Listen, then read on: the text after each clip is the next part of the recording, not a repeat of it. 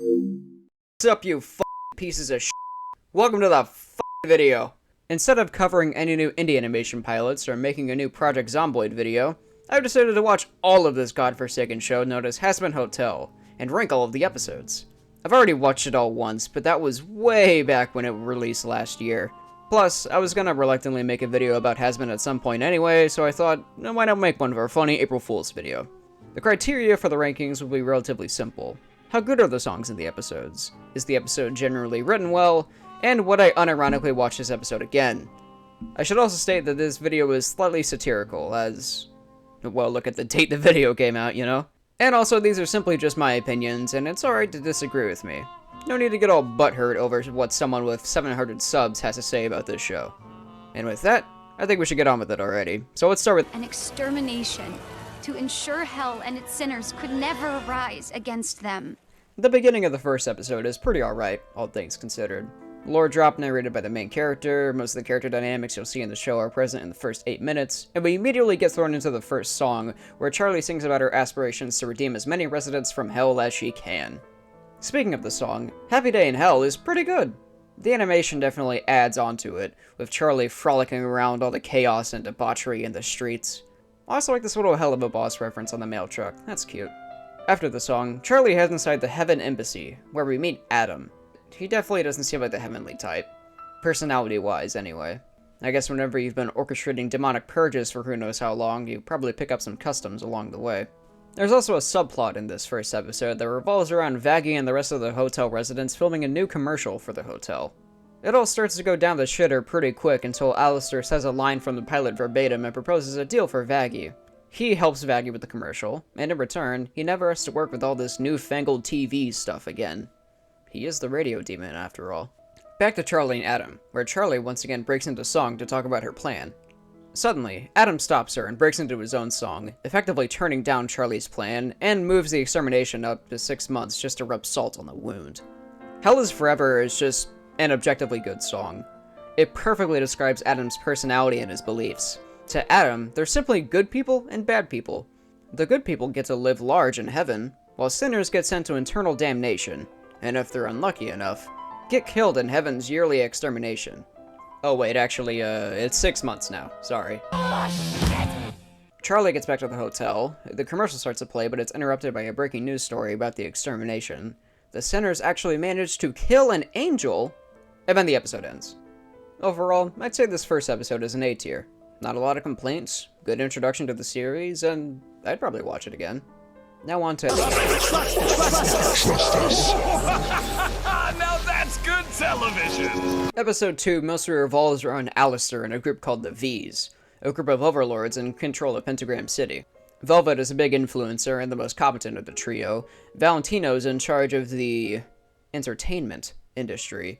And Vox is a leader of sorts for the V's, using his business and all kinds of technology to control the masses. While I don't necessarily like all of the V's, I will say their designs are pretty good. Especially Vox. That TV head and suit combo is just, it's so good. That could just be biased though. Anyway, Alistair's back and Vox is pissed. So of course, we break into song again. Much like Hell is Forever, the song is also very good. A bit overplayed now, but still excellent. Watching Vox lose his shit after Alistair taunting him and spilling tea like Vox is one of his exes is just entertaining to me. This is also where Alistair shows some of his own power, threatening Vox as he slowly turns into his demon form. After Vox cries like a little bitch, the V's hold a meeting to ensure that Alistair doesn't gain power and threaten their business. They come up with a plan to send someone inside the hotel to prevent Charlie and Alistair from striking up a deal. This is where one Sir Pentious comes into play. He appeared at the beginning of the episode and attacked the hotel to fight Alistair. And while Vox and Val were doing their thing, Alistair quickly dealt with Sir Pentious. A bit later, Pentious returns to the hotel, now as a spy for the V's. But after Charlie swiftly takes him under her wing, and his cover is blown by a half-drunk angel dust, he's left in a very vulnerable state, which causes Charlie to forgive him. This also gives us one of the stupidest transitions into a song I've ever seen. It starts with sorry. I'm sorry, I can't take this shit seriously. The song is alright, but Sir Pentious being so over the top, it's too funny. And these cheesy-ass visuals do not help either. Look at this shit. Do you expect me to not laugh at this? Anyway, that's about where the episode ends, so let's get my final thoughts. Really good! Had some great characters, minus Val. Vox and Alistair performed one of the best and most popular songs in the show, and Sir Pentious is now a permanent resident in the hotel, mostly serving as comic relief and steals the spotlight, much like Alistair. I didn't mention this, but Angel also got fleshed out a bit in the end, where we see how his relationship with Val was nothing short of toxic and abusive. This is explored a lot more as the show continues, but this little window into Angel's personal life shows how fucked up it is to work with Valentino, and just that industry in general. I'm honestly confident in giving this one an S tier, and no, it's not because of Vox and Alistair, but that does play a part too. It's for how this episode establishes new characters and builds up on current ones, setting up new plot points and relationships that are explored further as the show progresses. Okay, enough of this one. It's time for... Each of you are going to share something vulnerable with the group about yourself and then fall backwards while the rest of the group catches you. This episode revolves around Charlie attempting to strengthen the bond of the hotel residents through trust exercises, and puts Vaggie at the helm. After failing to properly take charge, Vaggie starts to get all sad and talk about how she failed Charlie, which in turn makes Charlie sad, and they all head back to the hotel. At the hotel, Charlie and Vaggie make up, and turns out, Vaggie's trust exercises did actually help, as they're conversing like actual people and not arguing with each other. The subplot for this episode involves Alistair taking care of Sir Pentious' minions and attending a meeting with all of the overlords in Hell to discuss the upcoming extermination. As the meeting begins, Velvet enters the room and tosses an angel's head on the table, the very same from the first episode. Another song plays out, with Velvet not so subtly hinting at Carmilla being the one that killed the angel. Turns out, Velvet was right, but it seems to have taken a toll on Carmilla. If the truth got out about the angel dying, all of Hell would try to rise up against heaven, then who knows how many would die. This transitions into a song with both Carmilla and Vaggie, with Carmilla promising to keep the denizens of Hell safe, and Vaggie promising to improve and continue to be a good partner for Charlie. Then Alistair returns to the hotel, and whatever, plots converge and episode ends. I'm not even gonna lie, I wrote all of this shit about this episode. It's like 2 or 3 paragraphs, but honestly, besides Respectless and whatever it takes, this episode doesn't really have a lot going for it. It's basically the closest thing this show has to a filler episode. I will say, I actually did like Alistair utilizing the minions as opposed to just telling them to fuck off like anyone else probably would have. That was nice. Other than that, though, I mean, this episode's pretty average compared to the other ones, and it's the weakest in the series by far, so this one gets a C tier for me. Time for... I'm showing you my best film, and I'm telling you that it scored me a win over that bitch Tiffany Titfucker. This episode is all about Angel Dust and his line of work. Angel gets a call from Val and heads to work, despite Charlie's efforts trying to stop him. In an effort to get Angel to spend more time at the hotel, she heads right to Val's studio and attempts to talk with him, which ends up going incredibly south. So south, in fact, that Val lashes out at Angel, and Angel has to practically kick Charlie out of the studio before she makes anything worse. Angel then does a little number about his abusive relationship with Val and heads back to the hotel to drown his sorrows with copious amounts of alcohol. Husk isn't having any of Angel's shit, though, calling him fake right to his face. Angel then storms out of the hotel. Husk gets sent out to make sure nothing bad happens to Angel, and sure enough, something bad was indeed about to happen to Angel, but Husk was able to save him. They get into a little argument that ends with Angel opening up about himself and why he acts the way he does.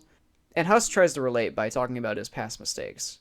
And of course, this leads into a song. They then fuck out the people that try to harm Angel and return to the hotel, now closer than ever, which wasn't exactly a high bar to begin with, but it's a start. The beginning and end of this episode is really good, but man, that middle is rough. This is where most of my hate for Val comes from. The way this guy treats Angel is just so shitty. The scenes where it's just Angel and Val utterly disgust me. He's the reason why Angel acts this way, the reason why Angel feels like he needs an escape, to get so fucked up and broken to the point where Val just wouldn't want to be interested in him anymore. This episode just makes me feel bad for Angel, man. He can't catch a break until Husk calms him down. And speaking of Husk, Loser Baby is yet another banger on this soundtrack. Angel's vocals surprisingly compliment Husk. Poison is also pretty good. I feel like this song, along with Hell's Greatest Dad, are pretty divisive songs. People either think the songs are great, or they hate the song because of the visuals or the lyrics being cringe. Or, you know, because it's Hazbin Hotel. I personally don't hate this song. It does a good job to show Angel's struggle to resist Valentino's poison, but ultimately is helpless against it. It doesn't even look like Angel's enjoying what's happening to him. He looks in pain. Anyway, I need to move on, so, solid B-tier episode. Let's move on to... Maybe it's time No, to ask don't say it! your dad. The episode begins with Charlie losing her shit over why the hotel isn't working. Also, at this point in the show, there's only a couple of months before the next extermination. After having a sudden realization, Charlie calls her father for help. Her father, of course, being Lucifer himself, head honcho of hell. She wants her dad to help arrange a meeting with Heaven, this time with Adam hopefully not present. Unfortunately, Lucifer isn't exactly the best father in the world. Or underworld, I should say. He's reluctant about the idea at first, but at the very least, he's overjoyed to visit the hotel to see Charlie again. Despite this, though, he's not a fan of how the hotel actually looks. Alistair then makes his presence known, and for some reason has some beef with Lucifer. I don't know why this is, and the wiki doesn't say anything either. Maybe the theory of Alistair making a deal with Eve is true, I don't know. Either way, these two hate each other. Alistair for more personal reasons, and Lucifer just because, well, he's kind of a dick. This rivalry only gets worse when Alistair starts to praise Charlie and puts his hand on her shoulder just to piss Lucifer off. Then Lucifer starts singing a song about offering Charlie some help with the hotel, but Alistair interjects with another verse saying that all she needs is him. After all, he's the one who tidied up the place, and the one who basically co-produced the commercial. And to piss Lucifer off just that little bit more, he starts talking about how Charlie is like a daughter he never had. Then this random woman named Mimsy bursts into the hotel. Apparently, she's a friend of Alistair's from when they were alive, and even knows Husk and Nifty. But as we learned from Husk, the only thing Mimsy brings with her is trouble. But we didn't need Husk to tell us this, as a group of literal loan sharks start to attack the hotel in order to find her. But let's get back to Charlie and Lucifer for a sec. After giving a tour of the hotel, Charlie once again brings up the plan to redeem sinners and for Lucifer to arrange a meeting with Heaven. Although Lucifer understands where Charlie's coming from, he doesn't exactly see eye to eye. Sure, the plan would be swell, but the denizens of hell are awful, and Heaven's got some strict rules. And plus, Heaven isn't exactly an open-minded community. Then the loan sharks start to attack, and now we're back on track. Not exactly the best group to visit the hotel with Lucifer present, as this only proves his point further. Doesn't help when Alistair starts to mutilate the sharks right in front of everyone either. Charlie starts to beg for Lucifer's help, but he just simply can't do anything. Heaven didn't listen to Lucifer, so why would they even bother with his daughter? After the two sing, quite frankly, a really beautiful song, Lucifer is willing to support Charlie's dream no matter what. He can even arrange the meeting, but he won't be able to come. So, in his place, Charlie wants Vaggie to come with, much to Vaggie's dismay. Yay! Like I said, more than anything, it's really a beautiful song. Charlie and Lucifer go from a father and daughter who rarely even know anything about each other, to Lucifer giving his full support to Charlie's aspirations. Also, Lucifer's vocals are actually really good. They give off kinda Coldplay vibes, and I like that. Have this man do a cover of Viva La Vida, I have to hear that. Another thing I'd like to point out is Alistair in this episode. After he kicks Mimsy out, it seems like he actually cares about Charlie's aspirations as well. He wasn't saying all that for the express purpose of pissing Lucifer off during Hell's Greatest Dad. He actually seems to like Charlie as a person, and is willing to enforce the hotel's purpose of redeeming souls so that way they can get into heaven. And Hell's Greatest Dad is pretty good too, but it's kind of theater kid type music, you know what I mean? Like, head into a theater class and pick out someone random.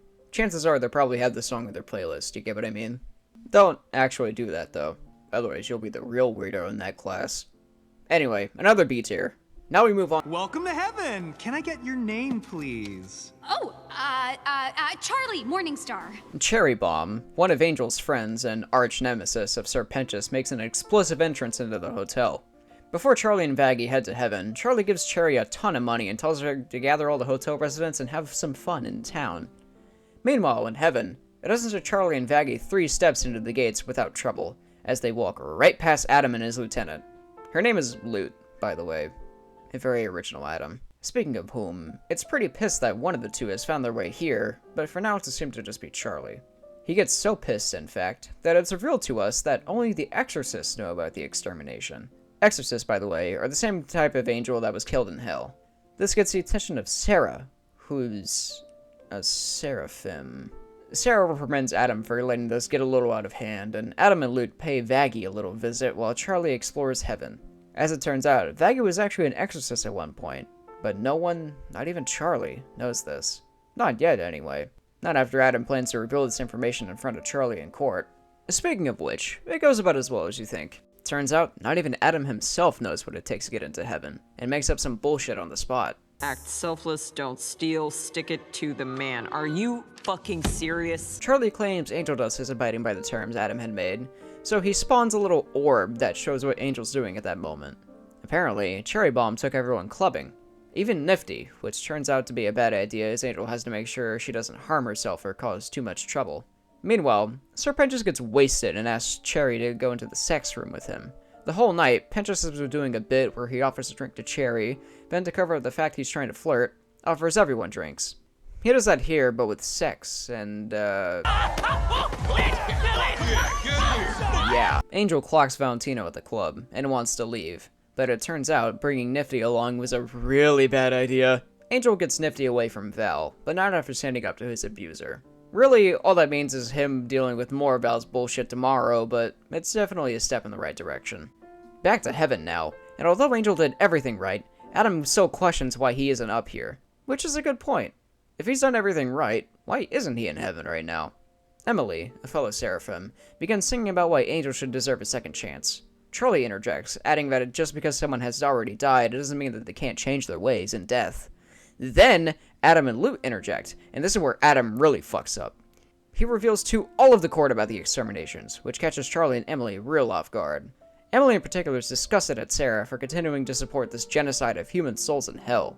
Then Adam drops this bombshell, revealing to Charlie that Vaggie was an angel. And to make matters worse, Sarah declares that there's no evidence that sinners can be redeemed, despite it being right in front of their faces! Then Adam drops another bombshell. Not only is the extermination in 1 month now, but he's showing up to the Hazbin Hotel first. This episode was a pretty big one. It's got plot twists, it's got character growth, it's got new characters getting established, it's got backstory, it's got the whole nine. Including a great song. You Didn't Know is one of the most bombastic songs this series has to offer so far, with lots of emotion being on display and multiple characters interjecting in the song. I'd come back to this episode just for this song alone, it's truly fantastic. And as for Welcome to Heaven, it's pretty forgettable. The weakest song in the soundtrack for sure. Sorry for, the 2 people who actually like this song, but it just pales in comparison to everything else offered. Overall, this episode gets an A tier for me. Might be a bit of a surprise for some, but You Didn't Know really secured the spot for me. If only this little shit St. Peter wasn't here to sing this stupid-ass, shit-ass fucking song. Now, is that any way to act after picking a fight with all of heaven and dooming everyone you love? Nearing the end, fellas, so let's pick up the pace a bit. Charlie's at the lowest point in her life after realizing that Vaggie has been lying to her this whole time, and much like Lucifer, heaven will listen to her, so she can't prove the hotel actually works. Alistair pays her a visit in her room and strikes up a deal with Charlie. He wants Charlie to do a favor for him, and in return, he tells Charlie some information that only the overlords of hell know. After gaining the knowledge of Carmilla killing an exorcist, Charlie sends Vaggie to go talk to Carmilla about teaching the hotel how to kill the exorcist. Obviously, a mere 6 or 7 people won't be enough to kill the exorcist, so Alistair sends Charlie to Cannibal Town to rally up the townsfolk with the help of Rosie. After some convincing from Alistair, and an empowering song from Charlie, she brings them all down to the hotel, just anticipating the moment an angel falls so they can chow down. Meanwhile, Vaggie attempts to convince Carmilla to tell her how she killed an angel. Instead of straight up telling her, Carmilla fights Vaggie, exposing any flaws in her fighting style since she herself was an exorcist. And honestly, I'm not sure how it even took this long for an exorcist to die from a sinner's hands. As Carmilla states, the angels wear little armor, they carry no shields, and they fight recklessly, like they can't be touched. She also reveals that the only weapons that can harm the angels are their own weapons, forged with angelic steel, and Carmilla is even wearing shoes made out of this stuff. Carmilla then sings a song about fighting for someone you deeply love, and by the end of the song, Vaggie is able to get the upper hand on Carmilla, but even grows her wings back.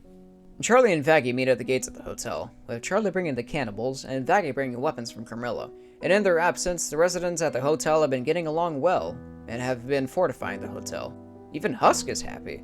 It seems like these guys might actually have a shot at fending off the angels.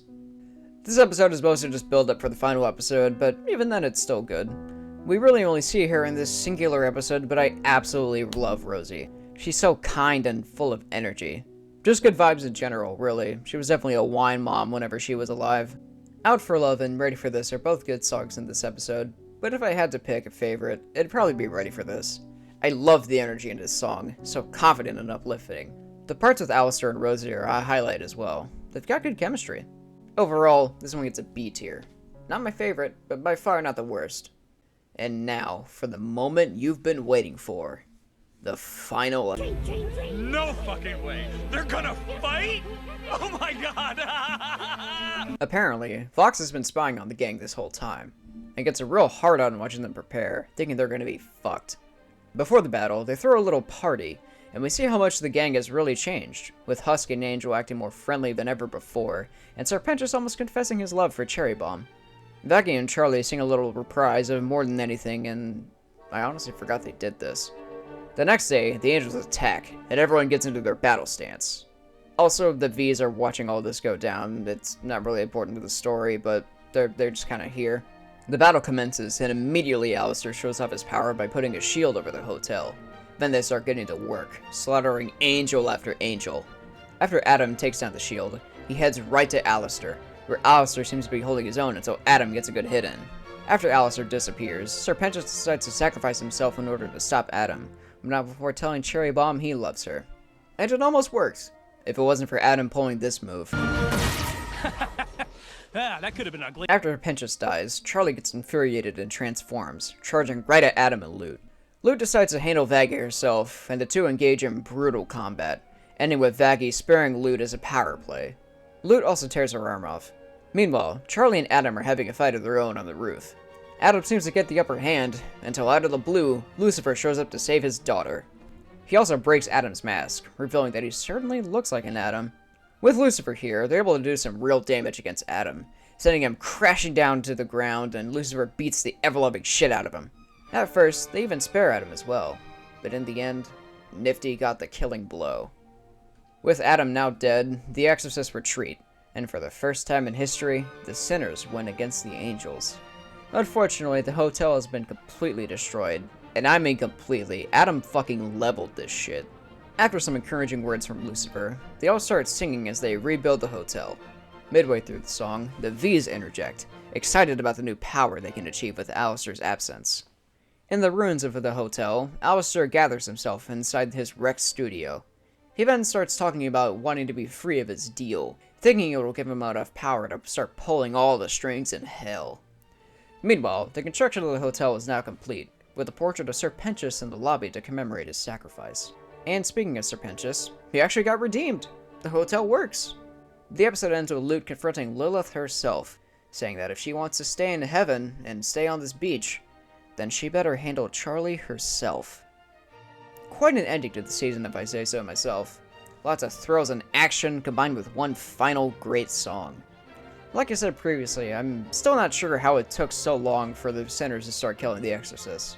10,000 years and you guys now realize their weakness is their own weapons? It should have taken 10 at the very most for someone to realize that.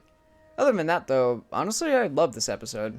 It's a great way to end the season and leaves multiple things open for the next. The V's having more control over hell, Alistair wanting to break free from his deal, and Lilith potentially becoming the next main antagonist after Adam. This season's gonna be fucking hype. S tier episode. A great way to end the season. And there we have it. My rankings for Hazbin Hotel Season 1. And if you're curious if I'd watch the episodes again, well, I don't really have a reason to. Sure, if only to see Rosie again. Alistair and Lucifer are pretty funny. Only for Loser Baby. I wouldn't mind it. Adam is actually kind of funny here. Actually written pretty well. Would happily watch again. Fucking duh, this is everyone's favorite. Anyway, this script is way too fucking long, and I think I'm getting a migraine, so I'm gonna end it here. Once again, it's alright to disagree with me. This video is meant to be somewhat satirical after all. Take care of yourself out there, and thank you for watching.